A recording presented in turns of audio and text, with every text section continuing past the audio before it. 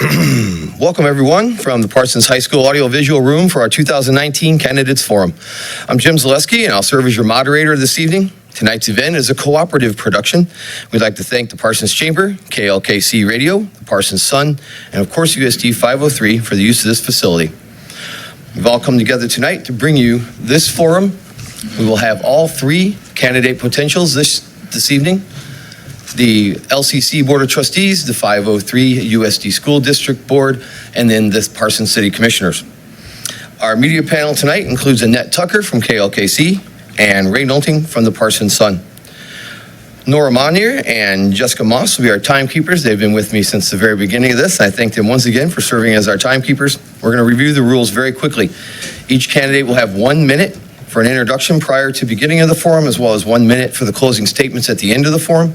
After each question is asked, each candidate will have 30 seconds to answer that question. If you need the question asked again, please let us know prior to the question being addressed to you, and then whoever asks the question will be happy to read that again for you. The candidates will be given a 10-second to-go sign, and then at the end of their time will be shown stop, followed with a bell.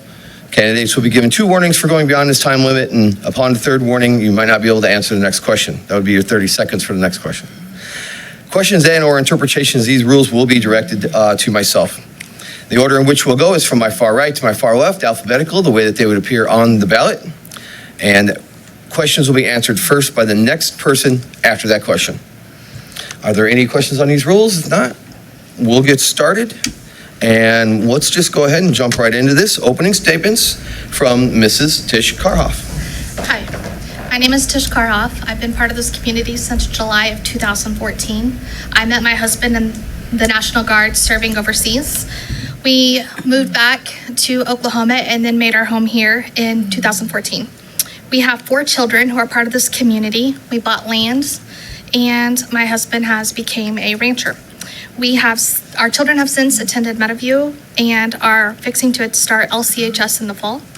I am an alumni of LCC, or Labette Community College. I had a wonderful experience there. I was able to graduate with my RN, and I now work locally at Labette Health in labor and delivery. I am part of the demographic that was served by LCC, and I look forward to being able to serve on the LCC board if given that opportunity. Thank you very much. Now I'll move to opening remarks from Reverend Lori Lewis. Thank you. I'm the minister at First Christian here in Parsons. I've lived 2 years now here, and it is important to me to be actively involved in the community. With an economic multiplier of $84 million, LCC is a significant contributor to Parsons.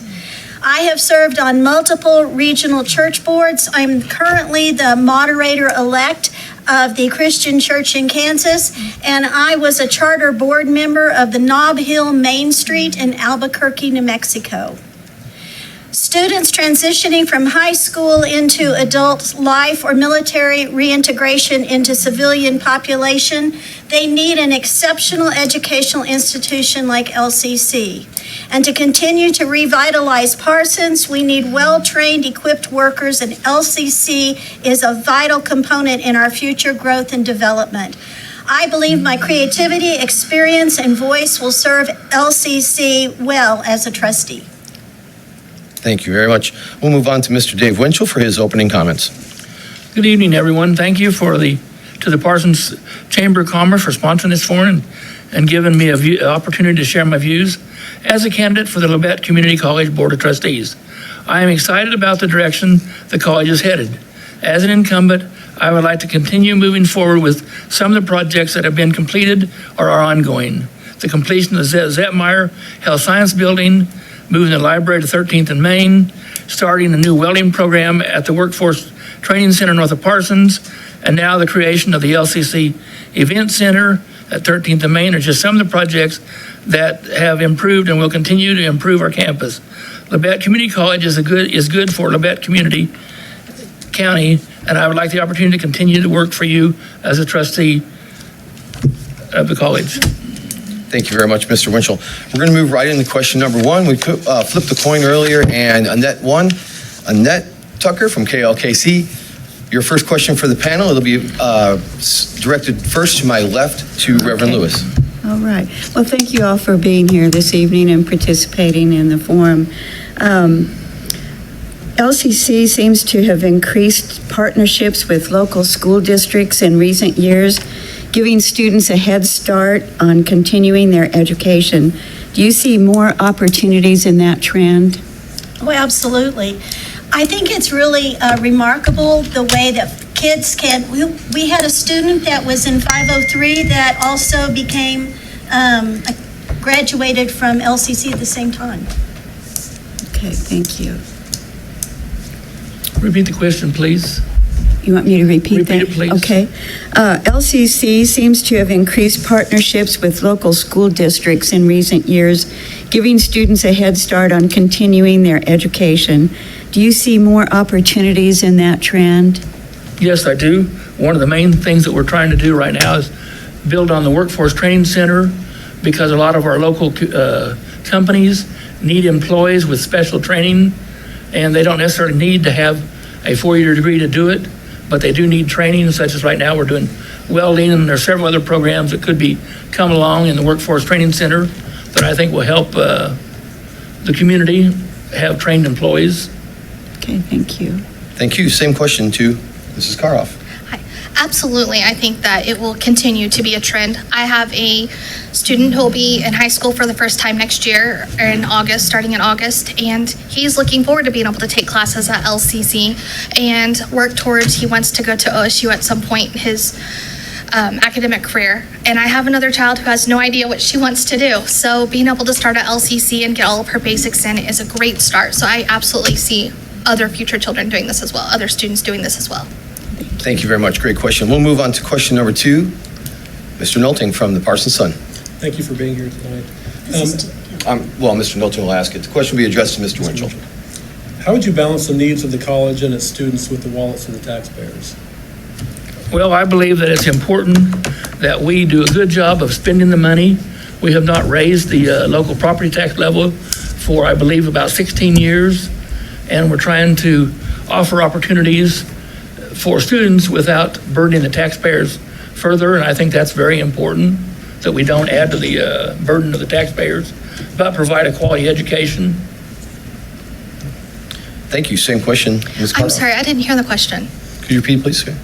How would you balance the needs of the college and its students with the wallets of taxpayers?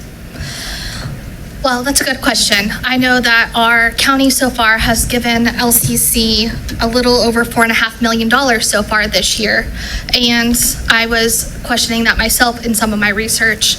I think that LCC does a really good job of not burdening more than necessary, as most Labette County residents don't have to pay actual tuition. They only have to pay fees, which is a godsend to many of the students here in the area.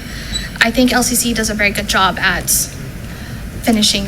Sorry. Thank you. No, thank you for that answer. Well, same question to Reverend.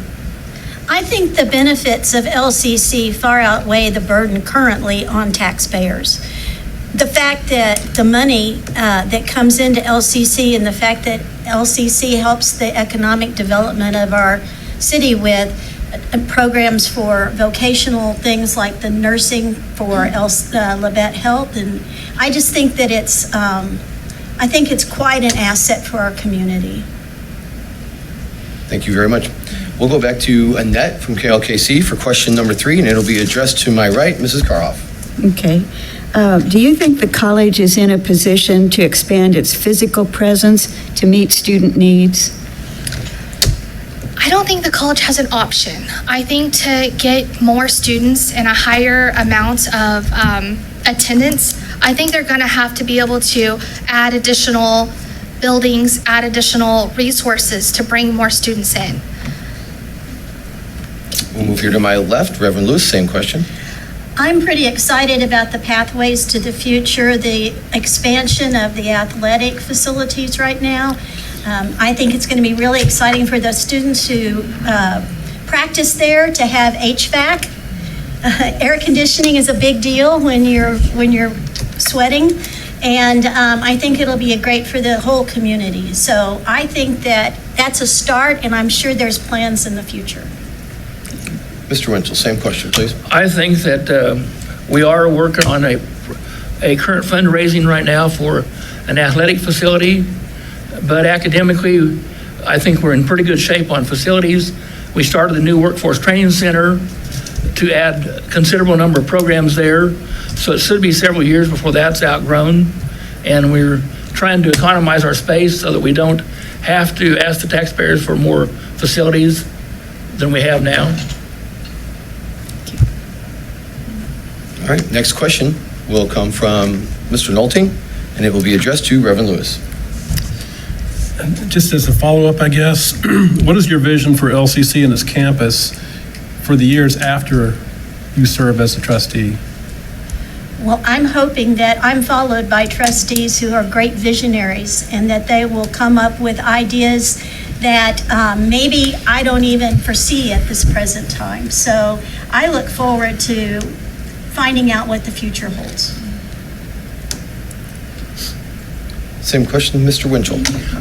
I would like to make sure that we have the facilities in place or the visions in place to add facilities if we need to, but to make sure that we are using all the facilities that we're working on right now. But I think it'll be a while before we need a lot more facilities. We just need to continue to work on what we have and build more programming. Move over here to my right. Same question. I think one of the main things is that the school be fiscally stable, that are financially stable, that we have financially set things up to be able to grow, that we are able to, again, utilize all of the facilities that are being used and have them ready to still be able to grow in the facilities that we currently do have. Thank you very much. The next question will come from those submitted to the chamber. Some of those had already been asked, but this one in particular wasn't. If you could write the mission for LCC, what would that mission be? And that will be directed to Mr. Winchell to my far left. I believe the mission of the college is to provide the education for our students in this area and students who come to our school to be able to be capable of going out in the workforce and maintaining a good job so they can raise a family without putting an extra huge burden on the community to get to that point. Thank you, Mr. Winchell. Ms. Karoff, same question, please. I think it would be to, for LCC to stand with integrity and stand with being able to help our community members be able to obtain a well-rounded education that they can utilize and that is affordable. That is one of the biggest things for this area, is making sure that it stays affordable. Thank you. And finally, Would Reverend you Lewis. ask me the question again? Sure. Actually, I put the question back here, but it was, if you could write the mission for Lebec Community College right now, what would you want that mission to be? I would think it might be that we keep our young people here, earning good money, in satisfying jobs, raising healthy families, giving them a reason and the vocational training that they need to stay here instead of going to urban centers to find jobs. Thank you very much. We'll move now back to Annette from KLKC. The next question will be addressed to Mrs. Karoff to my right. Okay. Do you think LCC is meeting the technological needs to help students compete in a global economy? That's a good question. I just graduated from there 2 years ago in 2018, and I do think so. In the nursing program, they have all the technology available to them. They just got new devices in the dental hygienist program, the ultrasound program. From my understanding, the welding program has everything up to date. They have all online books now. I think they absolutely do. They have good computer equipment. I think they are very well-rounded. Thank you. Thank you very much. Same question, Reverend Lewis. I'm only familiar with the computer part of LCC's technology at this point, and it seems to be everything that anybody needs to move ahead. So the nursing program obviously is technologically right up to snuff, and considering that we have 100% passage of the tests. So I think we're doing well at this point. Thank you. Same question, Mr. Winchell. Would you repeat the question, please? Do you think LCC is meeting the technological needs to help students compete in a global economy? I believe that most of the programs right now are doing a good job of that. We're having to continue to redo each program on a regular basis to make sure they have the right equipment, and also add programs to our college that will meet the needs of the workforce and our community, so that we don't have antiquated programs in our school. But I think they're doing a good job with what they're teaching right now. Thank you. We'll move, excuse me, we'll move on to question number 7. It's going to be directed to Reverend Lewis from Mr. Reynolds. Other than what you've already talked about, what will you bring to the Board of Trustees that makes you a good choice for voters? I think I'm creative. I think that it would be nice to have a different voice and someone who is a good ear for listening to faculty, staff, and students with a different perspective. And so I think I have that. I also have a great passion for kids who are making the transition from high school into careers and adult life. And I know that that's a real tenuous place for most kids, so. Thank you very much. Same question, Mr. Winchell. I think right now the biggest thing that I bring to the college, besides my experience with the board, is my knowledge of the vocational areas of our community, the needs of our industries, so that as we work on our workforce training center, we can offer the programs that will do the most good for our community. Is one of the biggest things I'm looking at. And then also to keep our health careers classes current, so that we can continue to offer programs there that help. Thank you. Same question, Ms. Carr. I think I offer that I am the demographic. I am an alumni. I am recent. I know what the needs of the college are to some degree. I'm also a veteran. I understand. I've got the opportunity to speak in front of the board while I was in school there in 2018 on some of the issues that needed to be addressed and have been addressed since then. There have been many policy changes put in for veterans and their spouses, and there needs to be a couple more put in.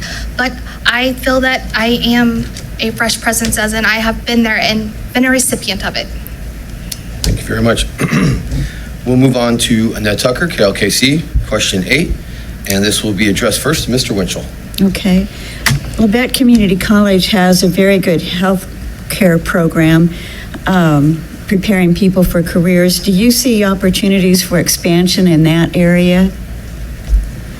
I'm not sure at this point there's a big need that we are ready to do that. I think right now our biggest focus is into the workforce, such as the industry area, that we do a good job in the health careers. And I'm not sure right now that we need to add new health career programs. I think we need to focus on the workforce training programs more. Same question, Ms. Carr. I will absolutely agree with Mr. Winchell on this one. They have a nursing program, a radiography program, the sonography program, the physical therapy assistant program, the dental hygienist program. Those are all things that are being utilized in our community in this present day. But I'm in total agreement with Mr. Winchell. There needs to be other areas that is pulling people into the school. We need to get more diversified so the LCC can keep their attendance up. And final question, Reverend Lewis. I was so impressed with the facilities of the health department. It just was amazing there at LCC. And I don't know that the community needs us to expand. I think that needs to be the driver. We want these kids to all have, or adults to have, places to go within our community. And I don't know that we need that many more radiologists or RNs or. Thank you very much. We had one question that wasn't addressed yet that was submitted by the public, so we'll go ahead and ask that one as question number 9, coming from the people. This will start with Mrs. Karhoff to my right. While this has been touched on already in some of the discussion, who do you feel the most important stakeholders at LCC are? The students or the taxpayers? Oh, this is a good one.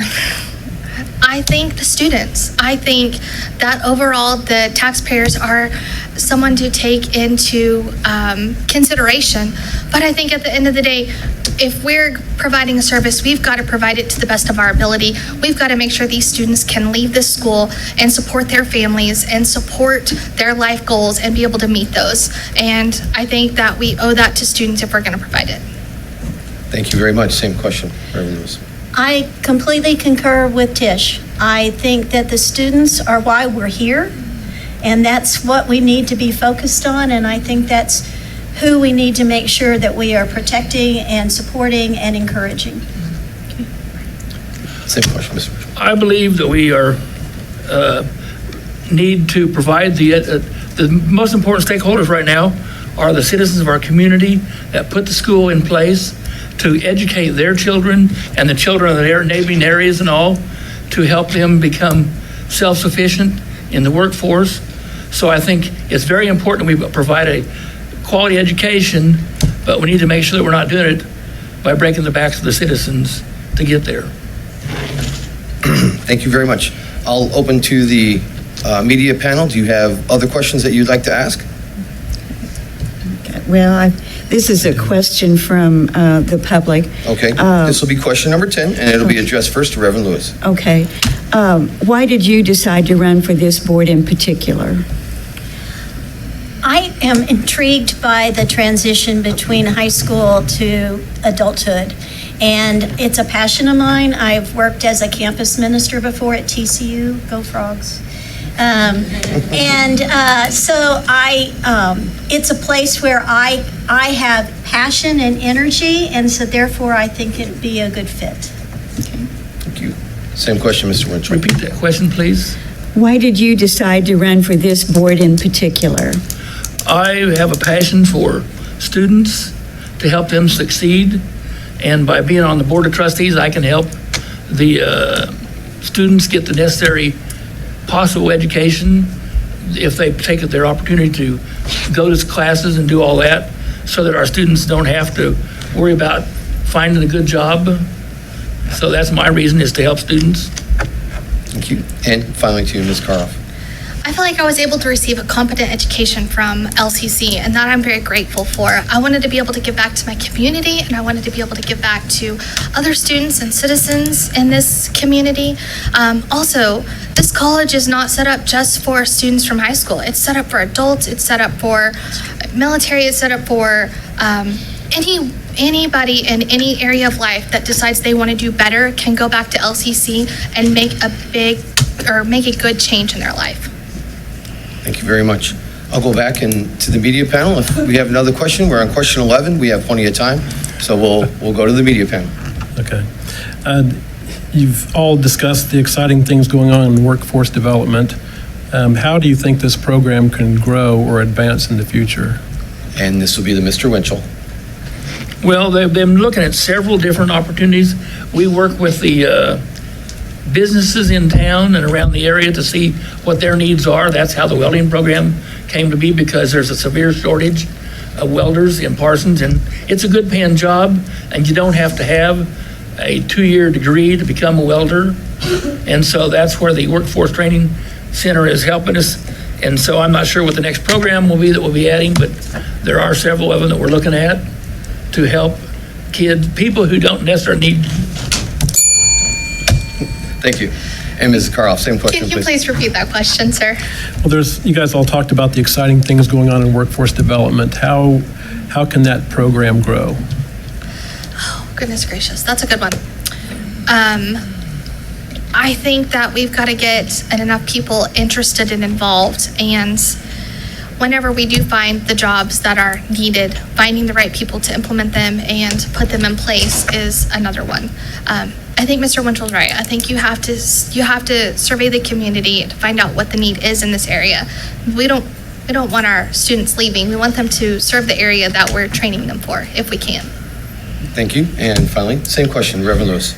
I do think it's a part of community involvement in LCC. I think Mr. Zaleski's Department of Economic Development and Tourism, the understanding of what the needs in the community are is where we need to focus our attention. And I'm not sure what that is at this point, so. And I'm not on the panel, so we'll wait for another time.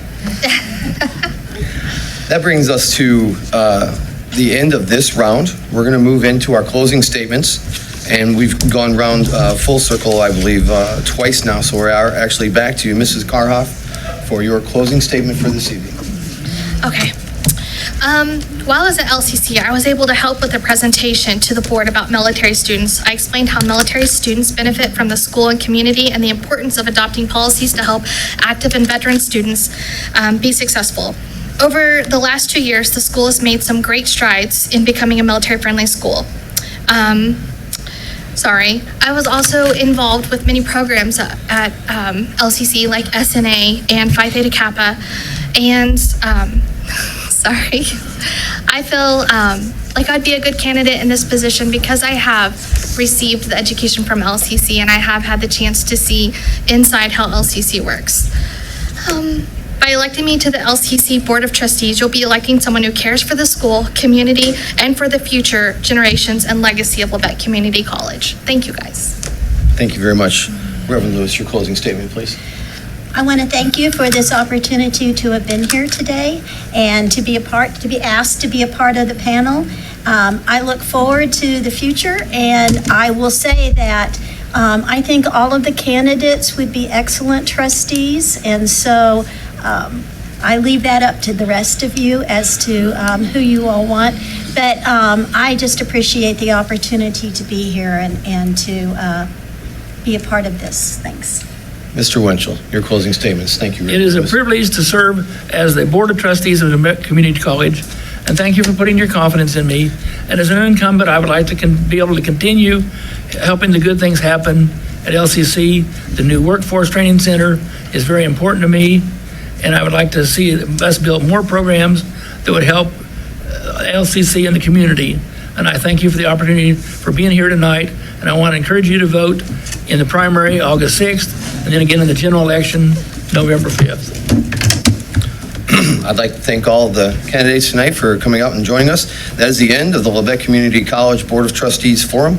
We'll be back in just a few minutes as we switch the room over for the USD 503 School Board. Please stay with us. We'll be right back.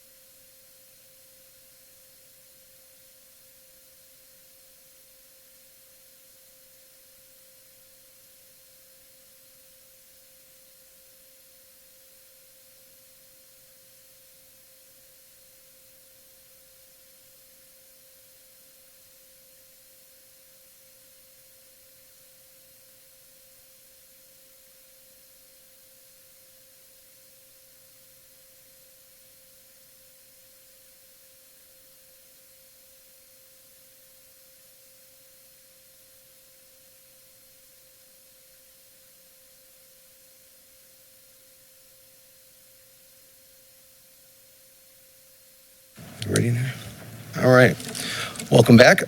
We're now at the USD 503 School Board portion of tonight's Candidates Forum. Once again, I'll run through the rules very, very quickly. I know that many of you are very familiar with these. Candidates will have 1 minute for an introduction prior to the forum beginning, and then you'll have 1 minute for closing statements. After each question is asked, you'll have 30 seconds to answer the question. If you need it asked again, please ask, and we'll have the question repeated. Our timekeeper is up there. We'll give you a 10 seconds when you're almost done, and then they'll give you a stop sign and a bell upon the ending of your time for answering the questions. Are there any questions on our short rules? If not, we'll begin this evening with opening remarks from my far right, Mr. Michael Castle. Good evening. First of all, I want to thank the Chamber for putting this event on. It's very important our community knows the candidates before they go to the polls. I moved to Parsons in 2014 after being a school administrator for 45 years. Most of that in Western Kansas, but my last 10 years were in this part of the state. I was a high school principal, middle school principal for 40 years. Part of that time as a superintendent, and I find my 15 last years was also a superintendent of schools. I understand the school system very well. I think that helps me be a better board member. When I came to Parsons, I had been involved in the Honor Flight program in another school district, and I started Honor Flight here in Parsons, and we now take veterans to Washington, D.C. On an annual basis. We'll be taking our 4th trip coming this next May. When I moved here, and retired, I wanted to be involved in the school system, and so I run for board, and I think that I can serve our students very well here. Thank you much. Thank you very much for those comments. Mr. Lou Martino, you're next. Yes, my name's Lou Martino. I've been an educator over 40 years. My wife Holly has been a teacher for quite a while in Cherryville and Erie, and our daughter Katie is also in education. For me, teaching is my passion, education is my passion. I do a lot of homework, and as these other board members know, I ask a lot of questions, but I also come up with a lot of solutions. My main goal is to try to level a playing field for all of our students and make a better life for them when they leave Parsons High School. Thank you. Thank you very much. We'll now move to Mr. David Ray for his opening comments. Thank you, Jim. My name is David Ray, and I'm running for a second term for the USD 503 School Board for a variety of reasons. First, my wife and I have a vested interest in the district as we have 2 younger children, Sadie, who is going to be entering the 6th grade, and Colin, who's going to be entering the 3rd grade. I genuinely care about our community and our schools. I feel that I do have a servant's heart, and I feel I can continue to be an asset to the board. Assets I bring are, I have almost 25 years worth of business and experience in operation, in sales, and in management. I'm a board member of the Parsons Educational Foundation, of which I'm on their scholarship committee. I do have a strong work ethic. I'm honest, analytical, and have a genuine concern for our school system and its students. I would like to position our students and educators for success as far as exceeding set standards in academics, the athletics, as well as the arts. And I would like to be part of the continuing development of our youth for their future while instilling in them a good work ethic. Thank you. And Mrs. Joan Thompson for your opening remarks, please.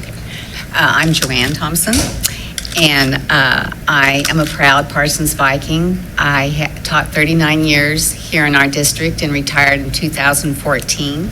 I see some of my students even out here. My positions, when I was a teacher, I was an elementary teacher at Guthridge for many years, Title I teacher, and then I ended my career as an instructional coach at Garfield. Right now, I am serving my 4th year as a 503 board member. When you're on the other side of the table, there's a real learning curve. I was amazed at what all it takes to run a school district, and I've learned a lot, and through my experience, I think I'll be a better board member through the knowledge that I've gained these 4 years. Thank you all very much for your opening comments. One comment before we get into question 1. It was brought to our attention during the break that some of the live stream may not be coming across right away. rest assured that USD 503 will have this available on Vikings Net on their YouTube channel from now, I think I heard, to perpetuity. So if you are missing any of this, or for some reason you didn't get a clear channel on some of the earlier stuff, or you were in the audience, you're just now joining us here, you can get this on YouTube channel at vikingsnet.net. With that, we'll move to our question number 1. It'll be addressed to my near right, Mr. Lou Martino, and the question will come from Mr. Nolte. Good evening. What are your thoughts on Kansas or Labette County school districts sharing a superintendent? Boy, that's a loaded question. I know there's a movement to consolidate superintendents. It has its good points and bad points. I'm still doing research on that, and economically, it may work as far as cutting down one superintendent. As far as how it's going to work with all the students, I don't know yet. I just don't have enough information. Move to my left, Mr. Ray, same question, please. I don't necessarily would be a proponent of sharing a superintendent. I think Parsons and Labette County are different in the programs that they offer their students. I think both entities are large enough to fully support an independent superintendent. Recently, we had to add an additional assistant superintendent, so I just don't understand how two superintendent or narrowing it down would be to the benefit of either district. Thank you very much. Same question, Ms. Thompson. I agree with the other two. I don't think it would be good for either district right now. I think we both each need individual superintendents to, help keep everything running. I don't think fiscally there's a need right now. And if it did come to that, I'm sure that we could do it at the time, but I don't think it would be the best decision. Thank you. Same question, Mr. Castle. I have friends who have been superintendents of multiple school districts, all smaller districts, and it is a load on a small school district. I don't know how it would be feasible on a larger district like we have here in Labette County. I think it would be a tremendous workload on the superintendent, a tremendous workload on other people in the districts as well, because it would be, it's very monumental. Okay, we'll move to question number 2. It's going to be addressed to Mr. Ray, to my near left, from Annette Tucker, KLKC. Well, thank you for being here this evening. Are you satisfied with the financial support provided by the state? At this time, yes. Actually, 4 years ago, when the 4 incumbents came into our position, we were extremely concerned about the state budget numbers, but the state legislation has passed, and kudos to our district that we've been fairly frugal and we're able to foresee the future and our needs, and I think we're positioning ourselves really well for the future. Thank you. Same question. Yes, we are sitting good right now after the Supreme Court made their decision. And like David said, we have been very frugal with our money, and we're just sitting good right now, so money doesn't seem to be, a priority to save like it used to be, and we can spend more of it on our district right now. Thank you. Same question, Mr. Castle. Absolutely. At this point in time, I'm very happy with what the state legislature's done, and the Supreme Court has approved that funding for the next 5 years. Everybody else said, we have been frugal. We are wise money spenders. But the state of Kansas has stepped forward finally and provided the funding that is absolutely necessary to provide free public education for everyone. Thank you. Same question, Mr. Martino. For me, I'm on the negotiating committee with the teachers, and this year was the happiest year I've ever had. Finally, like Mike said, the Supreme Court of Kansas made the right ruling, $60 million, I believe, for the next 5 years. We're able to give our teachers a significant raise. We're able to give our classified staff significant bonuses, and we're trying to take care of all of our employees. And I think in the long run, the kids are going to be the winners in this whole deal. Thank you. Thank you, Terrell, for that question. We'll move back to the media panel. Next question will be addressed to Mrs. Thompson, and it'll come from Ray Nolte, Parsons' son. What else can USD 503 do to ensure that graduates are college ready? Well, I think we're doing the best that we can do right now. We can prepare our teachers. Professional development is always important to keep your teachers up on the best research and teaching strategies that are out there, and we definitely do a good job with that. Keeping up with technology is important. We just got a 5-year plan that we're to look over right now and hopefully approve. But keeping up with everything is important, and hiring excellent teachers is another thing. Thank you. We'll go to my far right. Mr. Castle, same question. Absolutely. We have to have the best staff available and offer the most programs we can offer, and encourage our students to do the best they can, work with them, provide them all the opportunities they have, whether that be tutoring as a special program for students who are in need, or providing even the advanced programs for everybody. And we're doing a great job of it. Our staff is a wonderful staff, and they're working very hard to make sure that our students are successful. Thank you. Same question, Mr. Martino. Well, for me, I was the college orientation teacher at Parsons High School for 30 years, so my job was to get the kids ready, to make sure they were taking the most challenging classes, to make sure that we had college representatives coming into the high school to talk to these kids about what goes on in a college, what these kids need. Also try to set them up with different speakers in regard to scholarships, because right now our kids are getting killed by the loans that they're taking out, and we need to tell them the brutal truth on how they should finance their education. And finally, same question, Mr. Ray. You know, kind of reiterating what everybody else said, but one of the things I also want to point out is not all of our graduates are going to be going into college. So, I mean, we have to actually work to prepare these other students, maybe a vocational degree, or even just being able to become a good citizen for our community and someone that's going to be able to enter our workforce. Okay, thank you very much. We'll move on to question number 4, addressed from Ned Tucker, KLKC, and it will go to my far right, Mr. Castle. Okay. What will you do to help attract and keep highly qualified teachers in our schools? The first thing is we have to offer very competitive salaries. Number one, if we can't offer a competitive salary, we're not going to get those people that we need. The next thing we need to do is offer them the knowledge that they're going to be in a safe, secure school, and that we are, as a Board of Education and our administration, are supportive of them in everything that they want to do, as long as it's within the law, of course. But salaries is most important, salaries and benefits.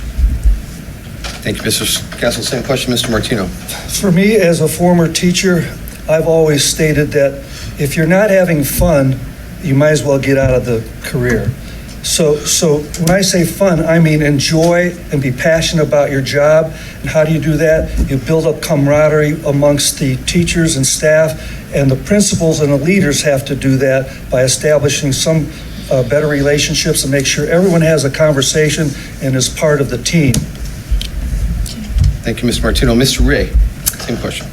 We definitely have to be competitive, of which we have been increasing our salaries and wages for everyone. I think a lot of it comes down to having a content workforce. And again, I think that has to do a lot with, from the board to the superintendent to the building administration, just making sure that there's a corporate culture that everyone is taken care of, and it's essentially as small families. Thank you. And Mrs. Thompson, same question, please. Could you repeat the question again? I was listening to everybody and I forgot. What will you do to help attract and keep highly qualified teachers in the schools? It's a scary time right now because there is a teacher shortage, and it does seem like that teachers do not want to come to small towns, and so we have to keep a good reputation here. We have to recruit hard, and once we get them here, we have to make it the best place it can be for them. Okay, thank you very much.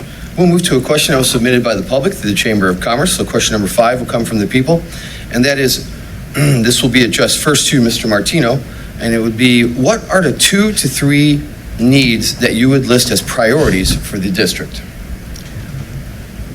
For me, as Mr. Ray said, I think we need to move forward on expanding our vocational program. Again, as he said, all kids aren't college bound, and we need plumbers, electricians, masons, and the such.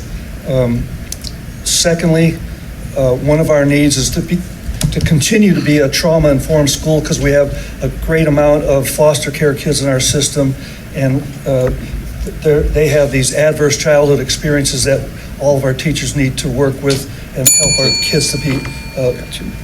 Thank you, Mr. Martino. Thank you very much. Mr. Ray, same question. I think we've done an extremely good job over the last several years of, putting some fundamental processes in place, making sure our district is moving forward in the right direction. I want to make sure we're moving forward on that. As far as priorities, I think the building infrastructure has a little bit of work. Additionally, technology, I think we still need to make sure we're staying up to speed and make sure we're supplying our students with the education and technology that they need. Thank you. Same question, Mrs. Thompson. I agree with vocational. We need to really let our students know the vocational careers are high-paying and good vocations. We need kids have individual learning plans now, and getting that going early will help them. We need to keep that going so our kids will know, where to put their focus in their learning, whether they want to go to college, junior college, or like David said, go into the workforce. Thank you very much. Same question, Mr. Castle. We need to look at our infrastructure, continue to look at the infrastructure to make sure that our buildings are equipped properly and they're safe. We need to, vocational is important, of course, and make sure that our schools have the proper staff, the proper programs offered. If we can offer more programs that will help students succeed in their life, we need to look at that if we possibly can. Thank you very much. That was definitely one of those questions we could have spent 3 or 4 minutes on. So for question number 6, we'll move back to the media panel. Mr. Ray Nolting from the Parsons Sun. This question will be addressed first to my near left, Mr. David Ray. You guys have discussed teacher shortages and recruitment issues. Part of the answer, I guess, is teacher pay. How will you ensure that USD 503 teachers are paid enough? Unfortunately, it's a lot out of our hands. We're paid by mill levies through the property taxes, and unfortunately, we're having to deal with the card we're dealt. So that being said, I think we just have to make sure our budget is in accordance to the direction the district wants to take. And based upon that budget, we need to make sure we're maximizing our teacher pay as much as possible. So all the other things trickle down. Thank you. Same question, Mrs. Thompson.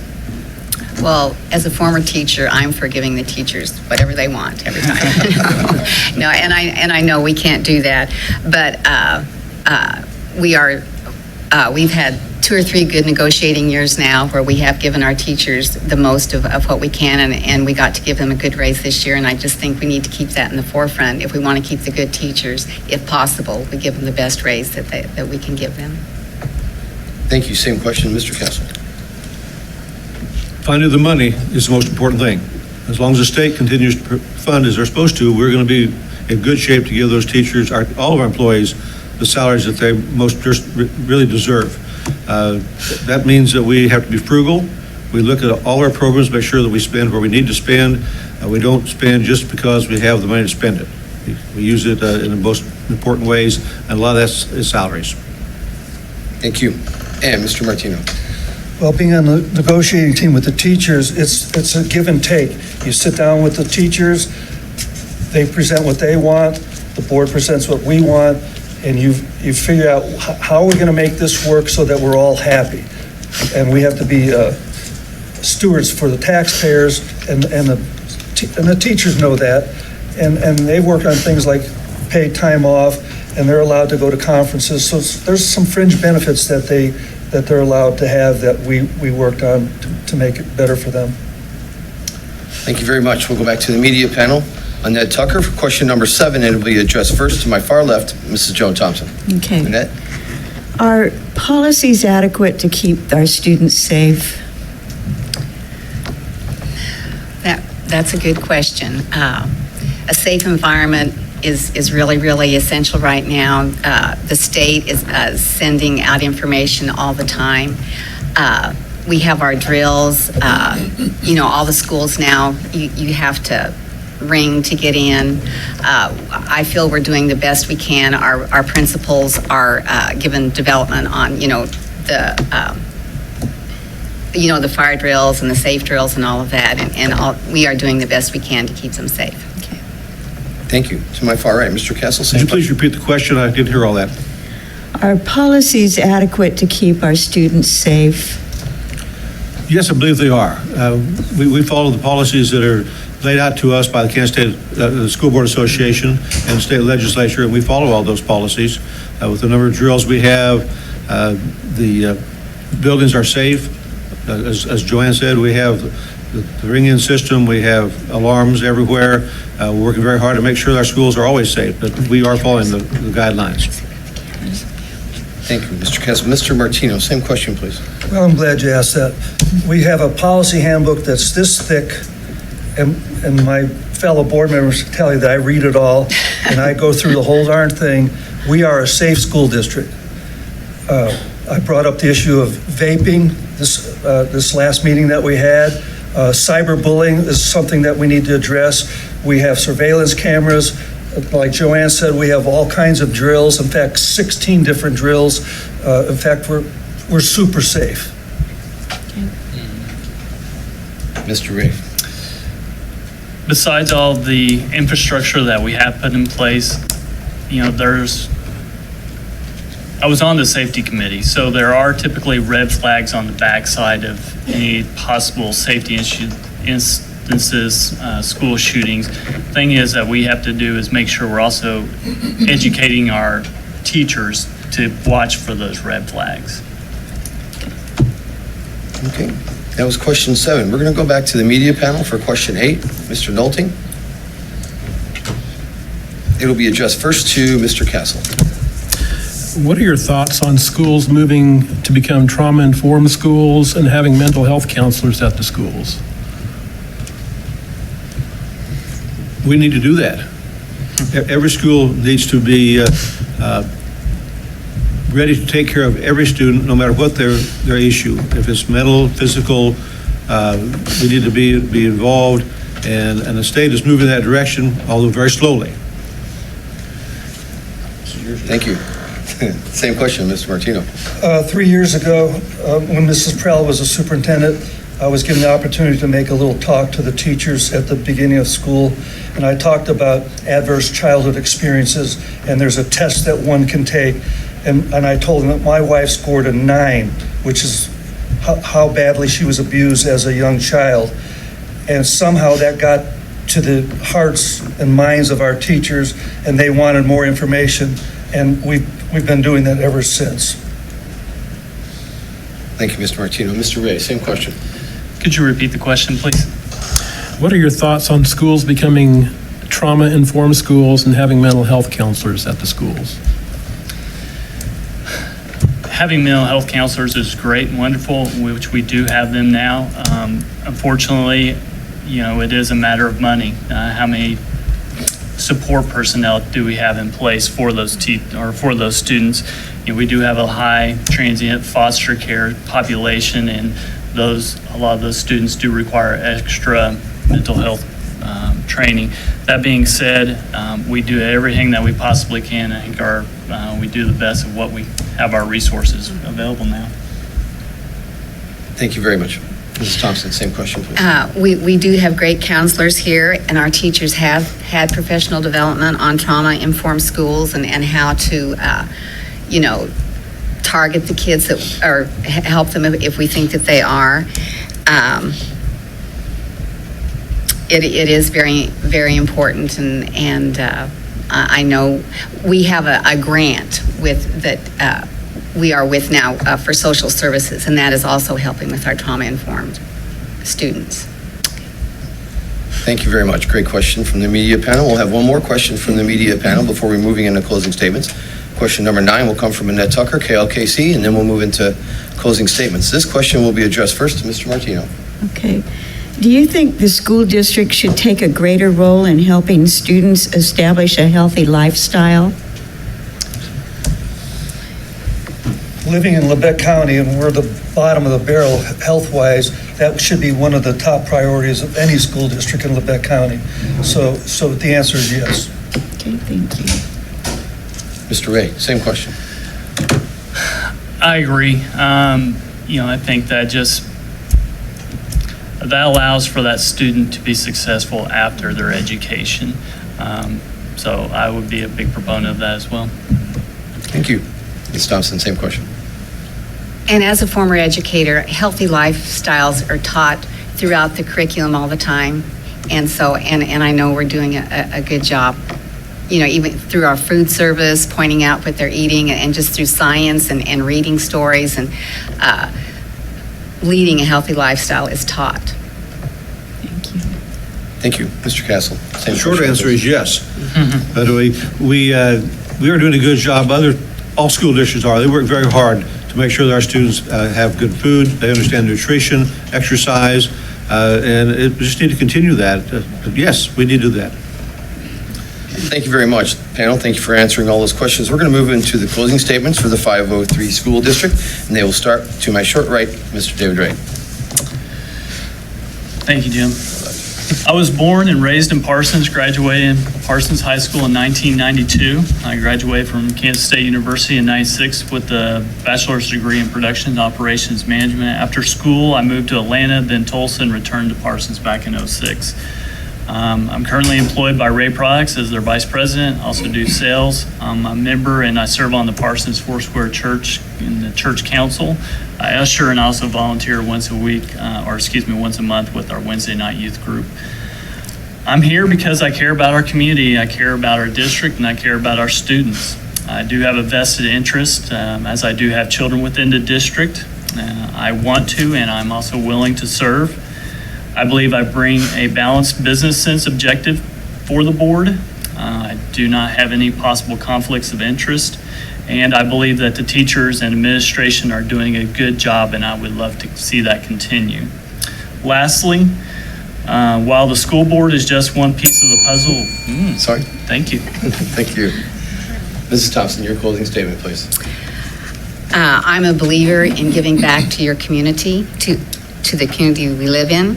Parsons 503 is an outstanding school district. I would like to continue to be a part of keeping 503 a strong and progressive environment for our students to learn and flourish. I now have almost 4 years of board experience, and that will help me be a more knowledgeable and stronger board member. My decisions and votes will always be what is best for our students in this school. Thank you very much. Mr. Castle, your closing statement? As I mentioned earlier, I'm a retired superintendent, been in school education for 45 years, plus I spent 2 years mentoring another superintendent. I still work with him on occasions. Honor Flight is very dear to me, and I'm glad I have brought that to our community. All the decisions I'll make as a board member will be guided by the three legs of the milky stool.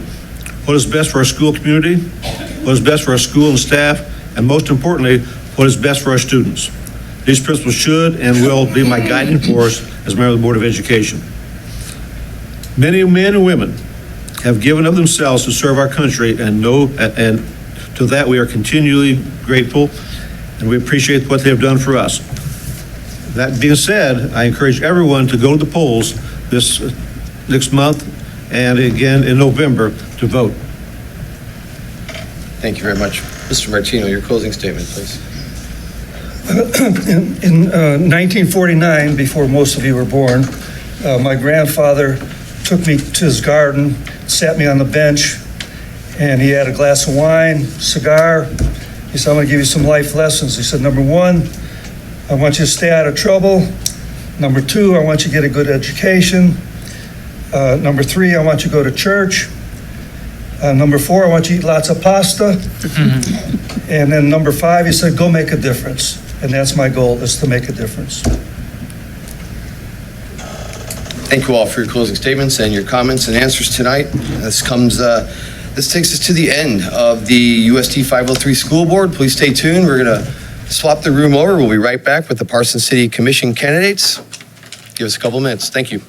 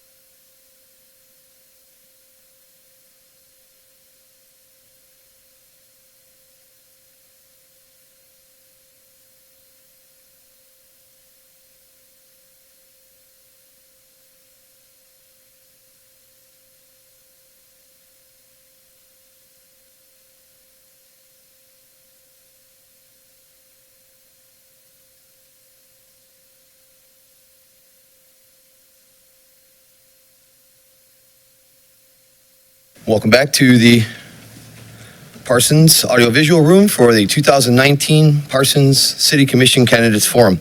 I'm Jim Zaleski. I'll be your moderator. We are joined by Annette Tucker, KLKC, and we have Jamie Willie from the Parsons Sun to answer or to request questions from the candidates for City Commission. We will have 1 minute for opening comments, 30 seconds for answers after that. You'll hear a bell after 30 seconds. You'll have 10 seconds notification from a panel that'll be held up for you.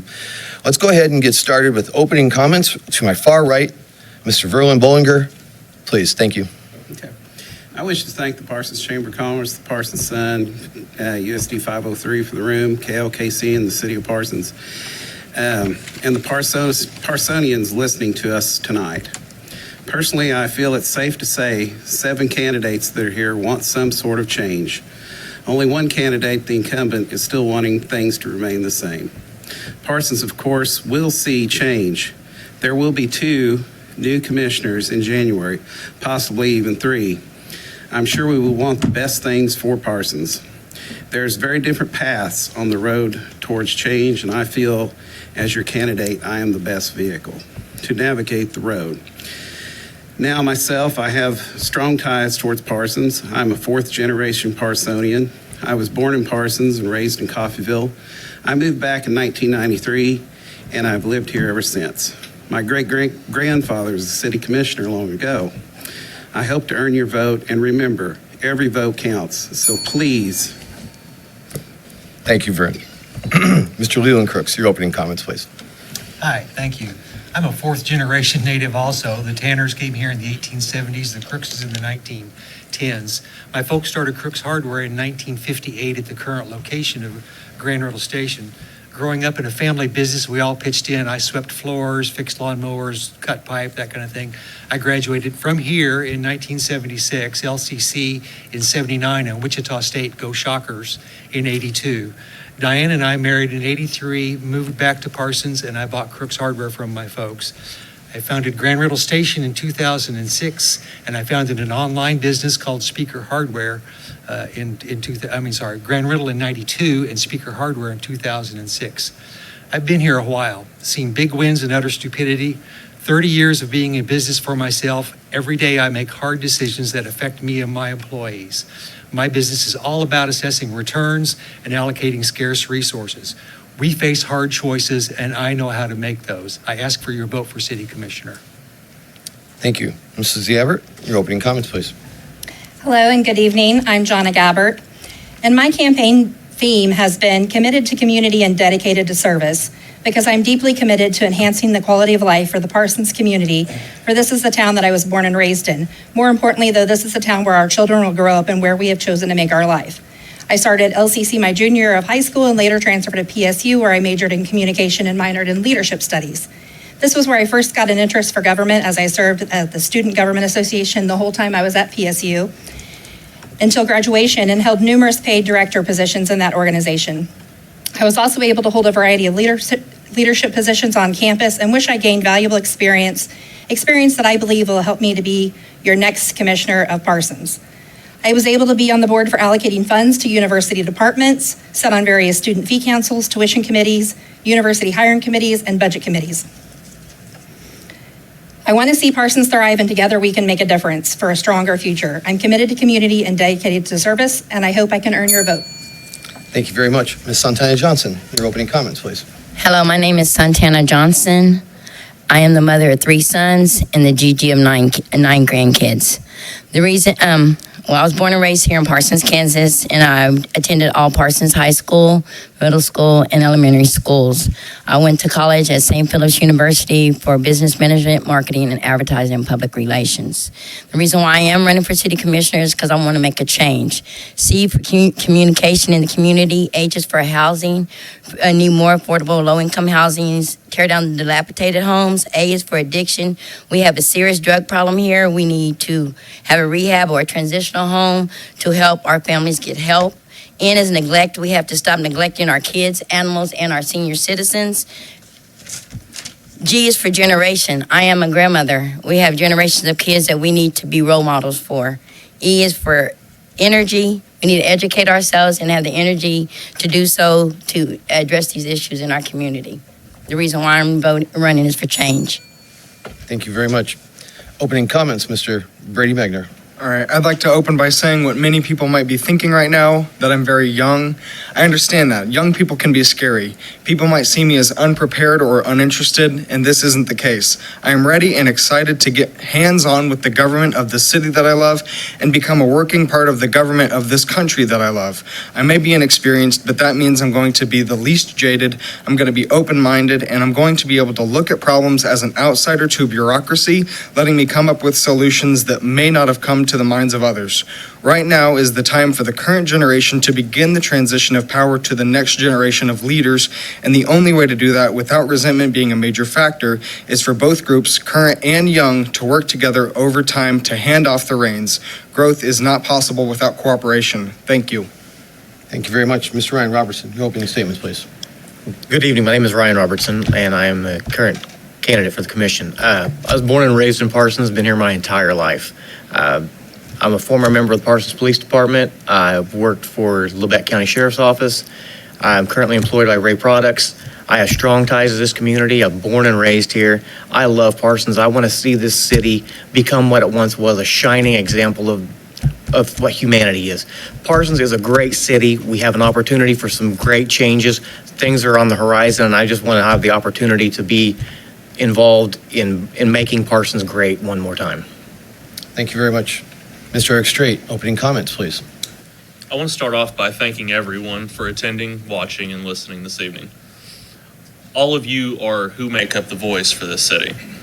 As Mr. Zaleski introduced, I'm Eric Strait. I have been a lifelong resident of Parsons. I have one son. He'll be in first grade this year at Lincoln Elementary. I've also been the general manager of Taco Mayo for the last 15 years. I share this with you so you can fully understand that we share a vested interest in this community. Choosing me to serve as commissioner will allow our unified voice to be heard a little more clearly. With the dedication for providing my son the best place to grow up and many years of business experience, we will have a proactive voice if you vote. We will have a strong business understanding. We will have a commissioner that cares, listens, and acts for the people of Parsons. Thank you all for your opening comments. We'll move now to the first question. We've been alternating from the media panel. First question will be asked by Annette Tucker from KLKC, and it'll be directed to Mr. Leland Clerks to my far right. Okay. Well, thank you for being here this evening. And my question is, what do you think is the greatest threat to public safety, and how should that be addressed?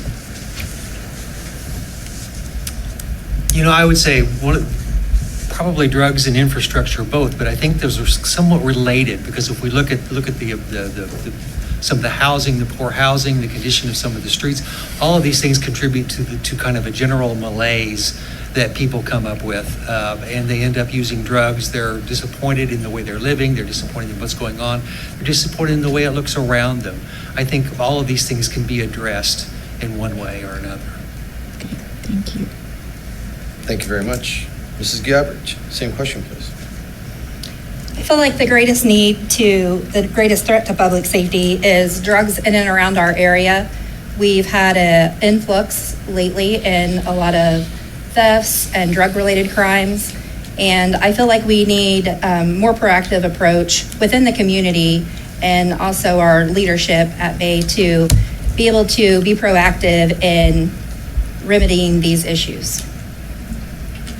Thank you very much. Ms. Santana, same question, please. I feel that our greatest threat is to Parsons is the criminal and the poverty level.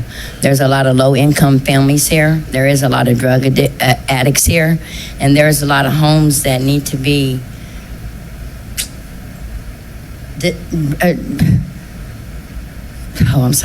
need to be I'm sorry. That's okay.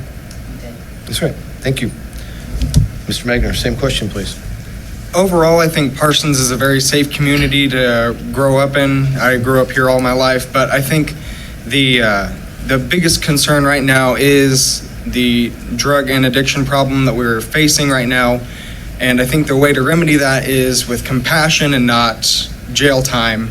And I think the only way to do that is through the city commission and just with open arms and an open mind. Thank you. Mr. Robertson, same question, please. Right now, I think, yes, drugs are a big problem here, but the reason for that is there's not a lot of opportunity. I'd like to see more businesses being sought to be brought into Parsons, bringing a more livable wage in. People will have jobs, they'll be, have pride in themselves and not be so apt to fall into the occasions of using and abusing substances. Thank you. Mr. Straight, same question, please. I'd have to agree with everyone else. Drugs are probably paramount in most communities. They are here. I have had the opportunity to listen to Chief Spinks about his drug task force, which I think is a very good thing. So the issues that we have are being addressed, and I think we're moving forward. Mr. Bollinger, same question. I think drugs as well. Going to the commission meetings, I get to hear Chief Spinks talk about, the drug task force, the sheriff and the KBI and the police department all working together to get the drugs off our streets and to make it safer for Parsons. Thank you very much. Please, panel, remember, if with this many people on the panel, if you need the question repeated, please ask as it becomes your turn. We'll be happy to repeat the question, okay? We'll move on to question number 2. It's going to be from Ray. I'm sorry, Ray's left us. It's going to be from Jamie Willie from the Parsons Sun. And it will be directed first to Mrs. Gabbard. Okay. Do you have any ideas on how the city can work toward reducing property taxes? Any ideas on the city that they could work towards reducing property taxes? Yes. I feel like one of the things that could be done to help assist in reducing property taxes is try to come up with some programs to get good quality businesses to town. If we can increase our tax base on the business side, that could help compensate for some of the personal property on the taxpayer side. Thank you. Same question, Ms. Johnston. I would have to agree with John on this one as well. I feel that if there's more businesses that are coming in town, that we'll be able to not have to pay so much in property taxes, and the business will help us make more money generated into the community. Thank you, Mr. Magner. Same question. I think the best place to look for tax cuts is to find other places where we can compensate for a tax cut on property. A good way to do that would be incentivizing small business to come into Parsons, which is something that I'm very passionate about. I am tired of seeing big businesses take over small American businesses, and the best way to reduce property taxes to increase other places that we could tax. Thank you. Mr. Robertson, same question, please. I agree. We do need to bring in more business, which is what I had stated earlier. If we can increase our sales tax income, potentially lowering our property taxes and potentially even lowering our current sales tax rate. If we can get more business in here generating more tax revenue, we could possibly see these tax reductions. Thank you. Same question, Mr. Straight. I think we're across the board on this one. I'm on board with Jim and his economic development and tourism, bringing business into town and working on continuing to incentivize these businesses to come in, and then having help to pay these taxes, not leaving it up to just the residents to foot the bill for it all. Thank you. Mr. Bollinger, same question, please. I agree. More business is the key to bring in more revenue. Also, maybe we need to, look at the budget to see if there's some cuts that we can make that could actually, cut some property tax. And Mr. Cooks.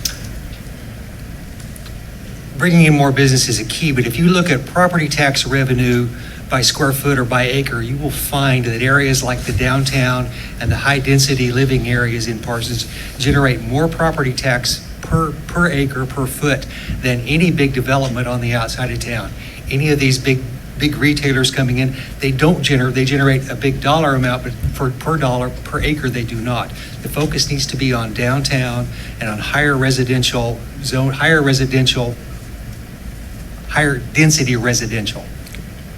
Thank you very much. We're going to move to question number 3, back to Annette on our media panel, and this will be addressed to my immediate right, Ms. Johnson. Okay.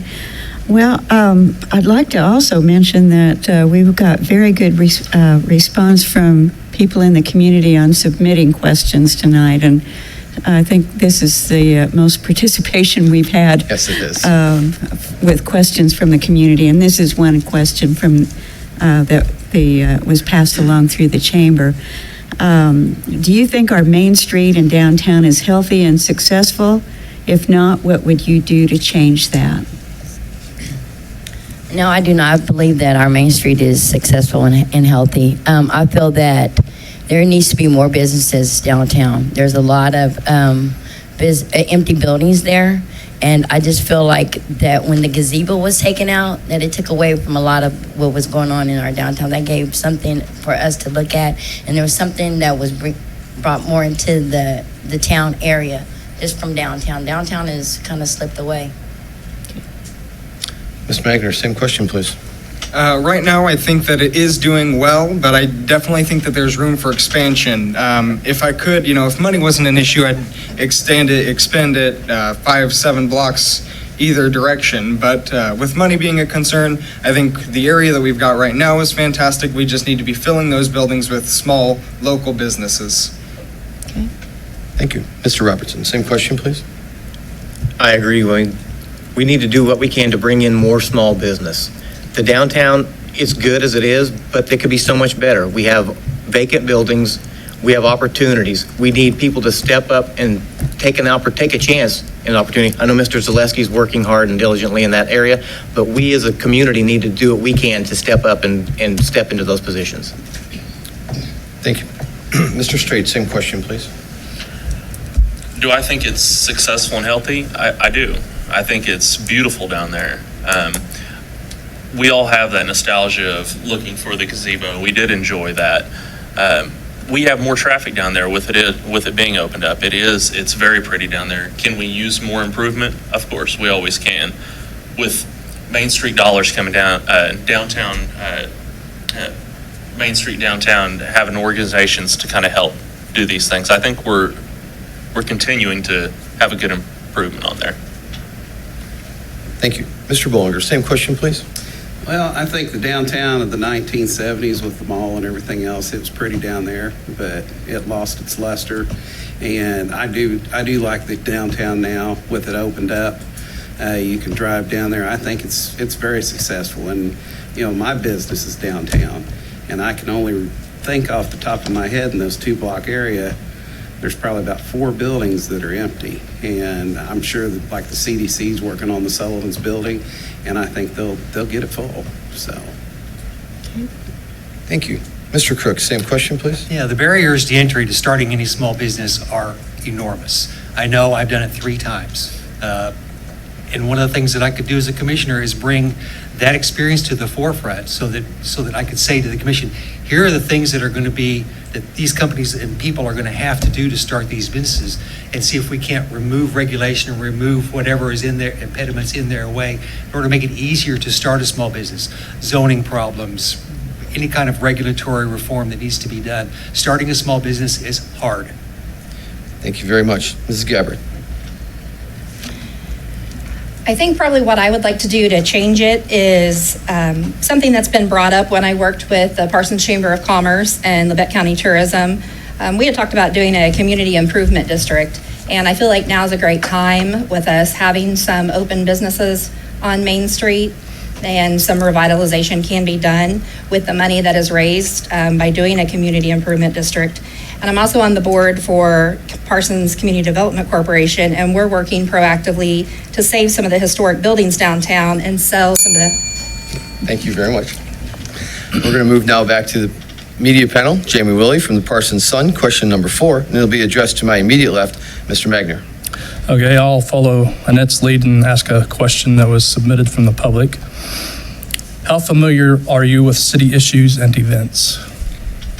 I think I'm fairly well familiar with the issues and events in Parsons right now. I've lived here all my life, so of course Katie Days is a huge event, and our fantastic Concert in the Park series. The issues are a little bit more difficult to talk about, and nobody wants to think about the issues, but I think right now one of our biggest concerns is infrastructure.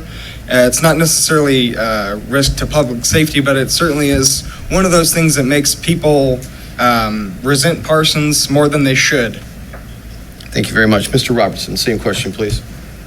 For me, I think the thing that hits me the most, I see constantly people listing Parsons as one of the worst places in the state to live. That bothers me. I want to see an opportunity to move away from that. If we could get things in place for better education for the people in the city, re-education, more training, to help people have a better opportunity at better jobs, I think we would eliminate a lot of our crime and our drug problem if we get more training and opportunities for the individuals. Thank you. Mr. Straight, same question, please. Being a lifelong resident of Parsons, I am familiar with a lot of the issues and a lot of the events that are in Parsons. The events, like Brady was saying, it's the Katy Days and the concert down at the park are beautiful parks that we've redone. We do have things that are very attractive in the city. As far as the issues, we do have them, and I plan to work on those, talk about them, and move forward with it. Mr. Bolger, same question, please. Well, I think I'm pretty familiar with most of the issues in Parsons.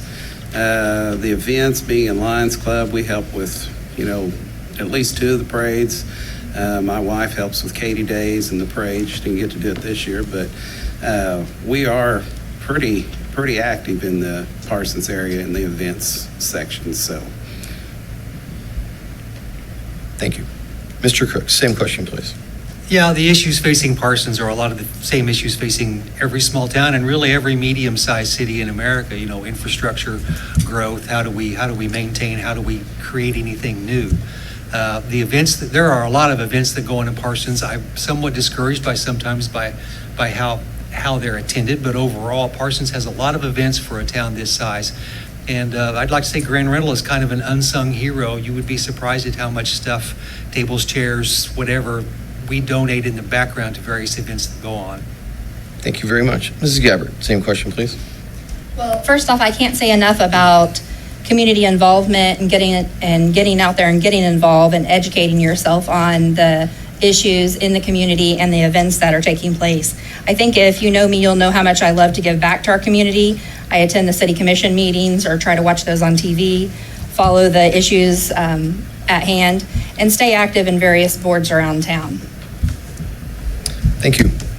Ms. Johnson, same question, please. I'm pretty familiar with a lot of the events that go around in town because I do attend a lot of them, and I also have a lot of events myself, as far as Katy Days, Music in the Park, MLK, Juneteenth. I accommodate all those events. What we really need is unity in the community, to be honest, so we can all get involved with everything on every level in every event. Thank you. We'll move back for question number 5. We're going to go to Annette Tucker, KLKC. This will be addressed second to my left, Mr. Robertson. Okay. What role should taxpayer money play to support private sector development that is in line with our larger goals, assuming these developments cannot be achieved otherwise, and what do you consider worthy of taxpayer dollars? It's an excellent question. I think that we need to spend the taxpayer money in bringing in more industry, and not just industry, but even entertainment. There's a lot of money that's been made. We're seeing casinos popping up other places. Not saying Parsons needs a casino, but we have other entertainment venues that could be done. If we can't bring in the retail, if we can't bring in the industry, let's focus on entertainment. There's things like this in Branson, Missouri was nothing 60 years ago. Why can't Parsons be the next Branson? Mr. Straight, same question, please. I have to agree. Bringing entertainment in, using the taxpayers' dollars wisely. There are a lot of towns around us, even not as far as Branson, but Pittsburgh, making great strides in growth and using taxpayer dollars wisely to do good things, to bring events, to bring entertainment, to bring different businesses. I think we can look around surrounding communities and use them for an example when we need to. Mr. Bolger, same question, please. I think we need to use the taxpayers' money very wisely. But if we're going to do some events, I think we need to do something to the municipal auditorium where the paint's peeling and everything, so we make it look like a good venue that someone wants to come and, do their entertainment in. I like the community park, the music in the park. It was great this year, but I think we need to do more things like that. Okay, Mr. Crooks. Could you repeat the question? What role should taxpayer money play to support private sector development that is in line with our larger goals, assuming these developments cannot be achieved otherwise? And what do you consider worthy of taxpayer dollars? Public-private development's a really thorny issue. I have a real problem with so many places give away the bank trying to bring in a new business, trying to bring in a new industry. Parsons, if you make your town correctly, if you fix your town, make your town beautiful, have lots of events, everything else will follow. It all boils down to, every town talks about quality of life. We need to make the quality of life here. Thank you. Mrs. Gabbard, same question, please. From talking to the constituents, I feel like they're pretty selective on what they want their taxpayer money used on.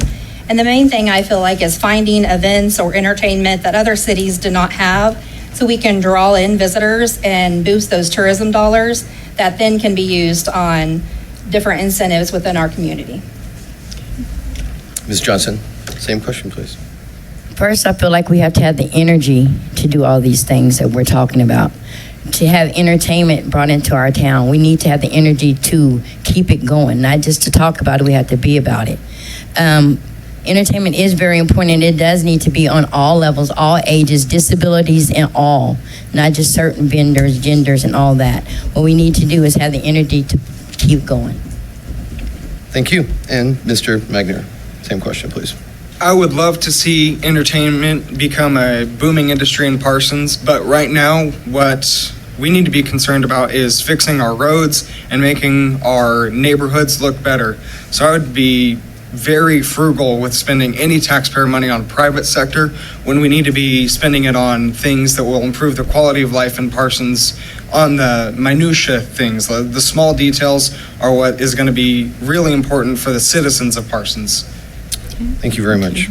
That was question number 5. We'll move to question number 6 from Jamie Willey from the Parsons Sun. Will be addressed first to my far left, Mr. Straight. Why do you think you are qualified to serve as city commissioner?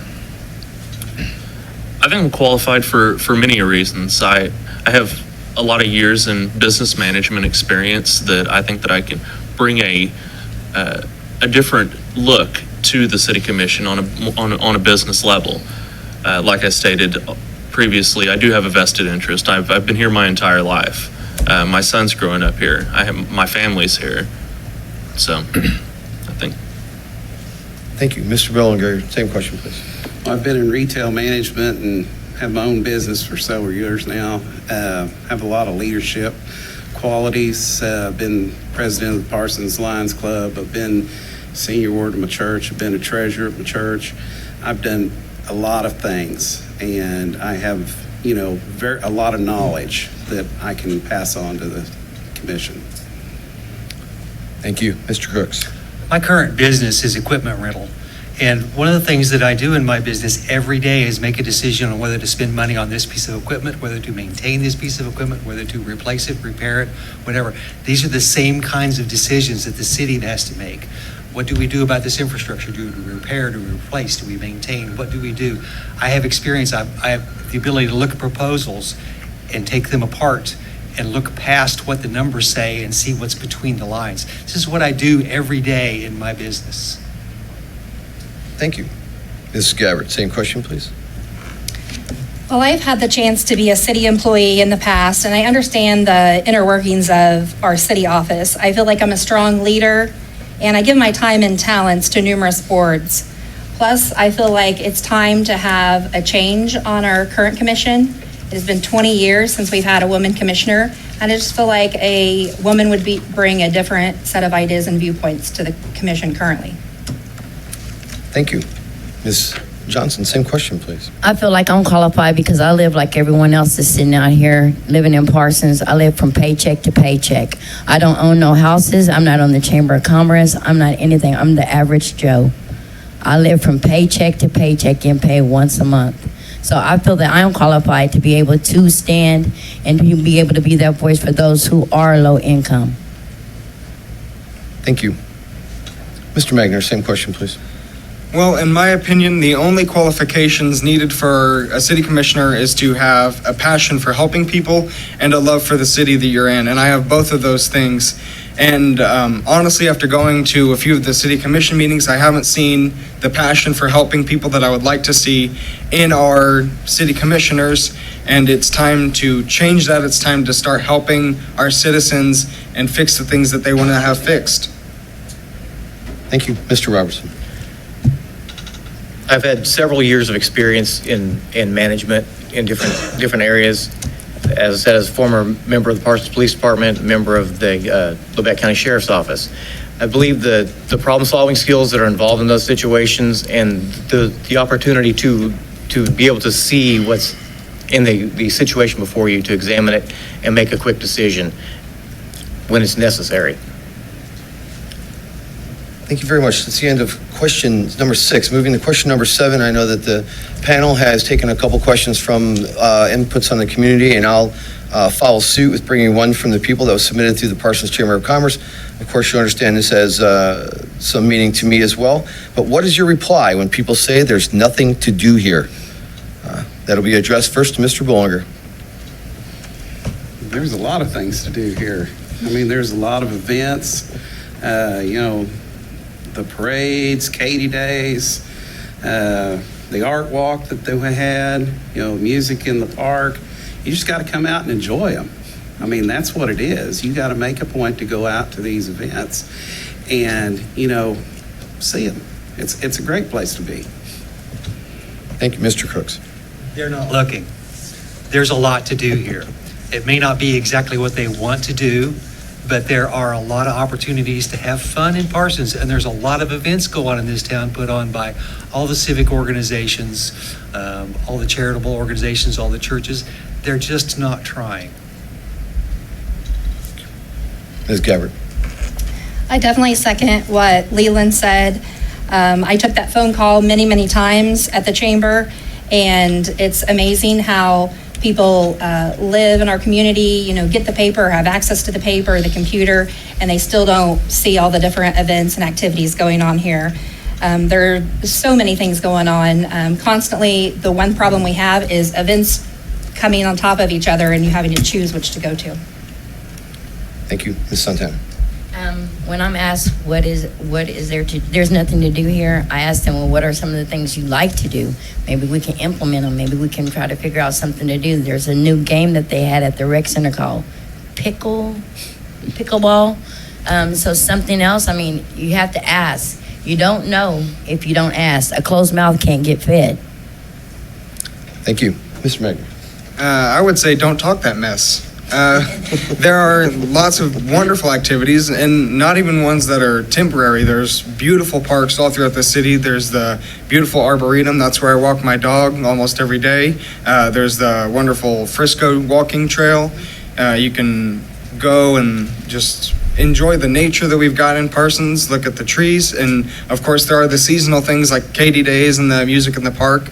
There's many things to do, and not all of them are one-time events or seasonal. Thank you. Mr. Robertson. Yes, we do have a lot of events, but I remember when I was growing up, we had like the miniature golf, we had the batting cages. Once upon a time, we had the coyotes up above alleyways. Things like this is going to give kids an opportunity, and even young adults somewhere to go, something to do. It's going to give, I would like to see more opportunities like that. Yes, we have all these events, but they're not always available. If you have places for people to go and things for them to do, it might keep some of these other issues from arising. Mr. Strait, same question, please. I agree with pretty much everyone else on it. Read the newsletters, read the Parsons Sun, check the Facebook pages. They're all over the place on things to do. I'm guilty of it too, though. I think we all are when we're looking for things to do, and then we like to blame it on nothing to do when it's really us. We're not looking.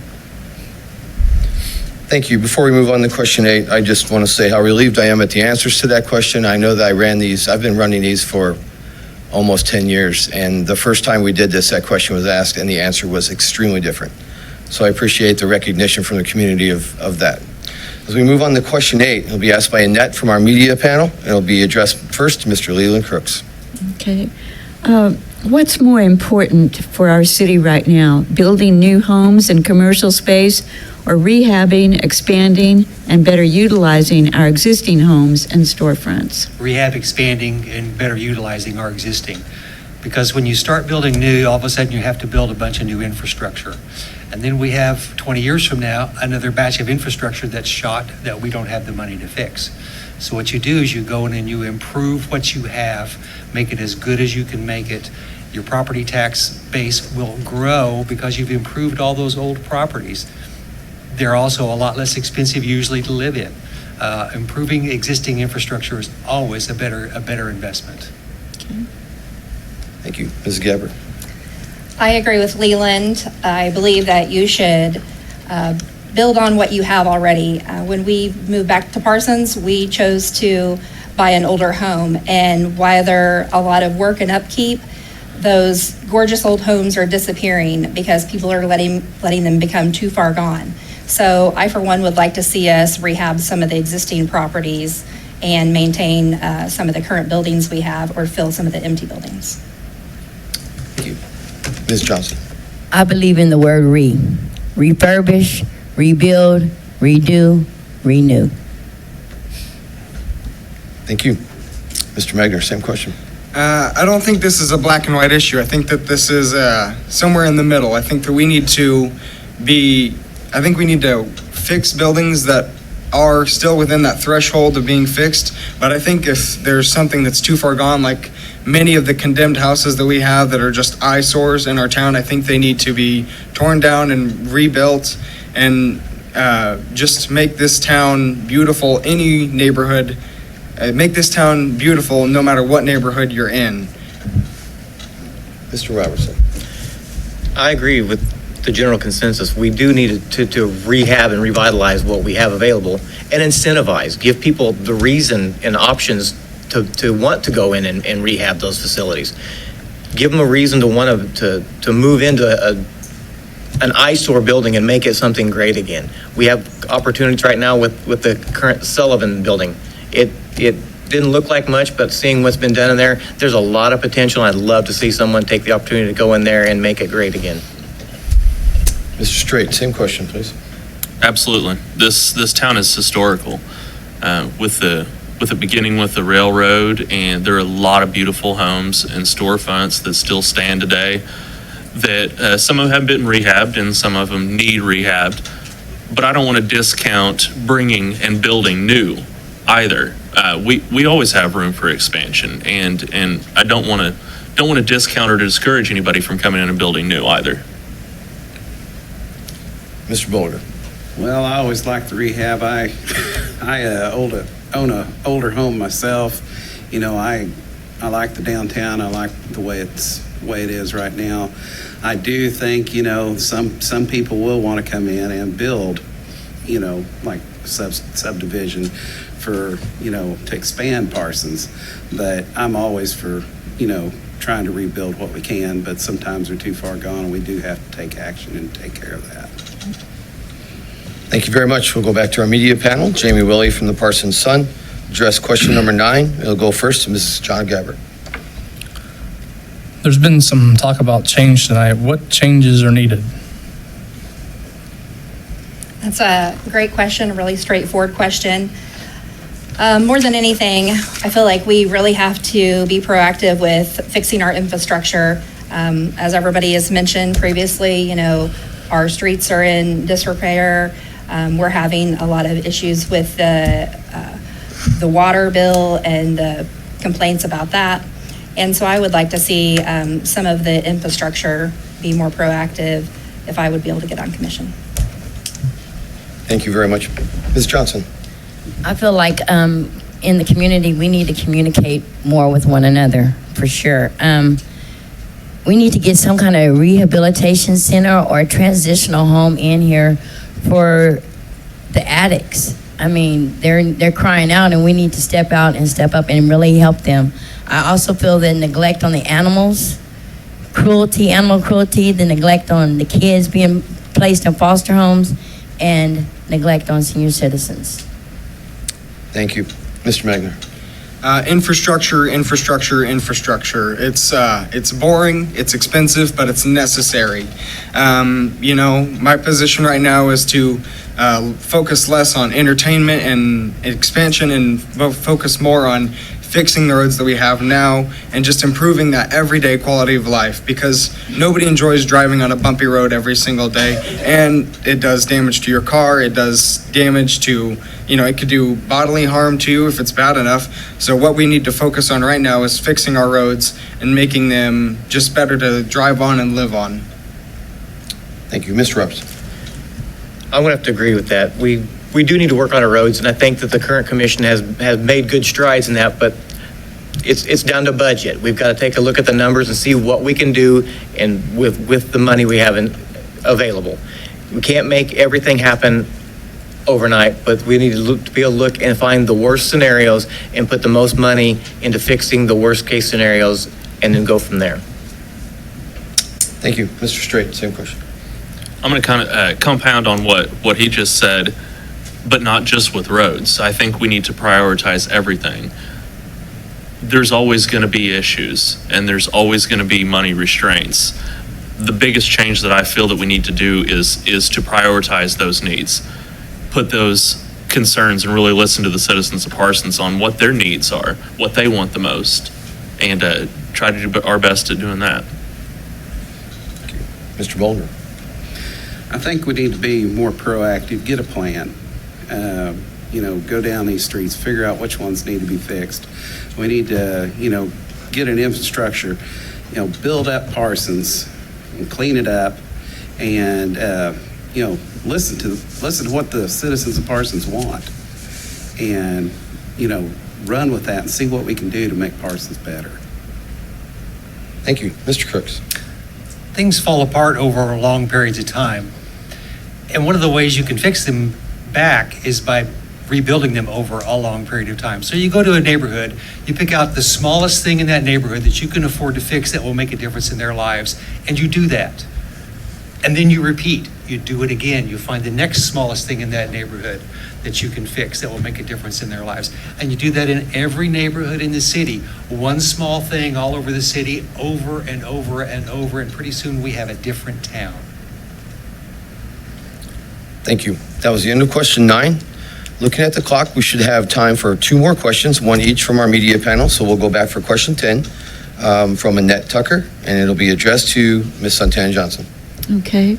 Are you in favor of term limits for city commissioners? Yes. That was quick. Mr. Magner, same question. Yes, I am. I'm a big proponent of getting a cycle going, not letting any one person stay in there for too long. I think we need young people with young ideas and open minds to get in there as often as possible and just change things up for the better, because they know better than people who have been in there for too long. Mr. Robertson, same question. I say yes, because anytime you stay in a situation too long, you begin to stagnate, you get comfortable. When you get fresh ideas, fresh faces in there, the new ideas come, the city is going to be the ultimate beneficiary of a quicker turnover. Thank you. Mr. Straight, same question. Short answer is absolutely.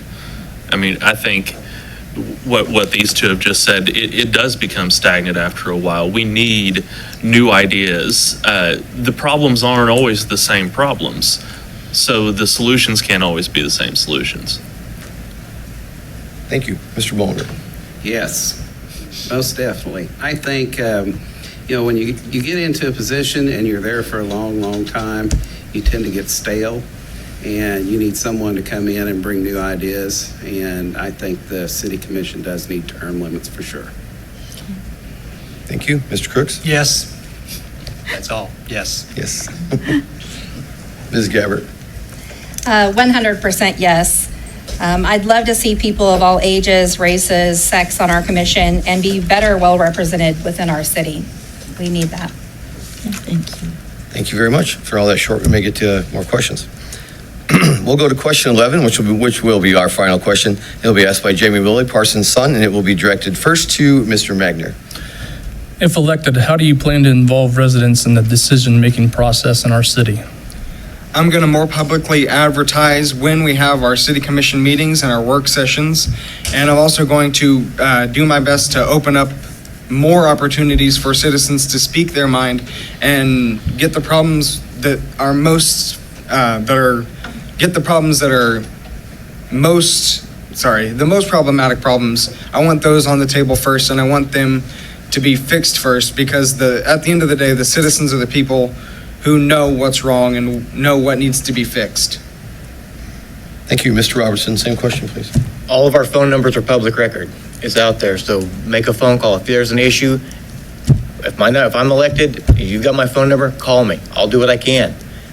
That's what we're here for. We're public servants. We're here to do what the people want. Thank you. Same question, Mr. Straight. Absolutely. We are here for that reason.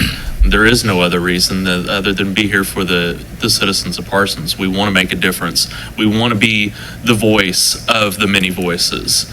We want to listen. That's the whole point of us being here. Thank you. Mr. Bolger. I've always found I'm a pretty good listener. My phone number will be public, pretty much is now anyway. And I really, really want to hear the different views of the people of Parsons. Because if we're not doing the right thing for the city of Parsons, they put us in here, next election, they can take you out. So we want to make sure that we're doing what we can for the citizens of Parsons. Mr. Cook, same question, please. I'm pretty accessible. I mean, I own my own business, so my hours are flexible. I can kind of walk out of the door whenever I want because I'm the boss. So people could feel free to come visit me at Grand Riddle Station. They could call me. I would love to get more feedback from the people in the town as to what they want done. That's why we would be elected. That's why we would be commissioners, is to do what the city of Parsons, what the residents want that will make their lives better. Thank you. Ms. Gabbard. I feel like sometimes the public isn't as welcome to speak up at work sessions and commission meetings. And I feel like you have to listen twice as much as you speak. And so if elected, I would be a voice for the people. And I'd like to hear about what the people's concerns are, so that if I was on the commission, we could take a better measure in addressing those. Ms. Johnson. I've already have a hotline set up for my candidacy. So people have already been contacting me in reference to their cares and concerns for Parsons. So I've already been taking questions and comments and statements. So I want to continue to do that. I do go out to the public. I am knocking on people's door. I do ride on my scooter. I will get there any way I can. Just call. Thank you all. We're now going to move to the closing remarks segment. Second to my left will begin closing remarks. Mr. Robertson. I just want to say thank you for the opportunity. I've been a lifelong member of Parsons, born and raised here. Was a 1992 graduate of Parsons High School. I've worked and lived in the city my entire life. It's all I know. This is my home. I love Parsons. I want to be able to be a part of making Parsons something special. I want people to see it and love it as much as I do. I have a passion for the city of Parsons. It's my home. It's the only place I've ever wanted to live, and it drives my wife nuts that I just want to stay here. But this is the only place I've ever lived, the only place I've ever wanted to live, and I want this city to be something special. Thank you very much. Mr. Straight, closing comments, please. As stated before, I'm also a lifelong resident. I don't want to go anywhere else or do anything either. I want to stay in Parsons, make a difference. I went to school here, but I also want to make a difference on the city commission. Like I stated earlier, prioritizing what we need to do, being more proactive instead of reactive. I want to, as a city commissioner, be more of the people that are bringing stuff to the city staff, listening to the public, bringing it to the city staff and letting the city staff addressing them. It seems like right now it's kind of backwards. It seems like the city staff is doing maybe even more than what their job is and driving it and letting the city commissioners react to it. So I'd like to change that. Thank you. Mr. Bollinger, closing comments, please. Well, when it comes right down to it, I love Parsons. I'm raised my family here. I've got 2 daughters and a wife. And I said, you know, we just need to be less reactive, or more proactive and less reactive, and work on our infrastructure, you know, try to fix the roads, maybe get some activities for the youth. I love that splash park idea. I think it's a great idea. And I just want to ask for your vote and earn your vote August 6th in the primary and in November as well. I hope this helped the citizens of Parsons to figure out who they want to vote for and the leadership and the qualities that they're looking for. So thank you. Mr. Crooks. I want to thank everyone responsible for putting this on. This has been really informative and helpful for me. I want to reiterate a few things that I've said about what I do. With the Grand Rental Station, one of the things that I do is I buy equipment and I rent it out. But one of the things that happens with that is we have to maintain it. We have to decide whether it's worth fixing or not. We have to decide whether it needs to be replaced or not. These are assessments that I do on a daily basis, and these are the same kinds of things that the city does, just on a bigger scale, except they're doing it on a street, a sidewalk, a building, whatever. And I know how to look at budgets. I know how to look at business proposals. I have a bachelor's degree in business administration. I'm a decent accountant. I can sit down and parse these things out and explain it to people in clear, lucid terms, what's going on. I think I'd be a valuable asset to the City Commission, just for the reason that my business experience ties very well in with what a city does. Thank you very much. Mrs. Gabbard, your closing statements, please. I truly am committed to community and dedicated to service, and I hope to earn your vote in the upcoming election. My intention, if elected, is to donate back the commissioner salary to local Parsons nonprofits. And I highly encourage people to do their research on the candidates running for all positions and make an informed decision. If elected, I vow to be a voice for the people and stay involved by talking to the constituents. I want to see Parsons thrive, and I want to be part of that success. Time is one of the most valuable resources we can give, and I truly thank all of you for your time tonight. Ms. Johnson, closing statements, please. First, I want to thank everyone, the Chamber of Commerce, Jim Zaleski, and everyone else who's out in the community. I also want to thank you guys for giving me the opportunity to be able to be the voice. I believe that change and unity is something vital that we need in this community, because without unity, we can't make a change. We have to come together. We have to be the voice to each other. We have to communicate to one another. If there's lack of communication, there's nothing else that can be done, because without communication, what can be done? So vote for me, vote for change, vote for unity. Thank you. Thank you. Mr. Magner, closing comments, please. I have lived in Parsons my entire life and have recently realized the part that the citizens play in its governance and how vital it is for the next generation to step up and take the reins. Getting a seat on this commission would be amazing. It would let me make an impact and improve the city that I have lived in and loved all my life. But if I don't make it to the end or even through this primary, I hope that I have at least shown people my age and younger that they can and should be active in their community, and most importantly, that they all have a voice that won't be heard unless they make themselves heard. The reason I'm here is to improve Parsons. If a side effect of that is inspiring younger people to vote, run, and potentially govern, then I'm 100% okay with that. Finally, I want to say to the current generation, do not fear young people. Work with us, and we can all make Parsons better, we can make Kansas better, and eventually, potentially make America better. Thank you all so much for this opportunity. That brings us to the closing. I want to thank all the candidates. Of course, a special thank you to our media panel, our longtime timekeepers, and a special thank you to the technical support, the guys behind the glass that make this all happen. This broadcast will be rerun through the vikingnet.net YouTube channel. Be sure to check it out and do your research, as one of the candidates mentioned. Remember to get out and vote August 6th in the primary and again in November at the general election. Thank you again for joining us. On behalf of the entire Candidates Forum Committee, I'm Jim Zaleski, and I wish you a wonderful evening. God bless.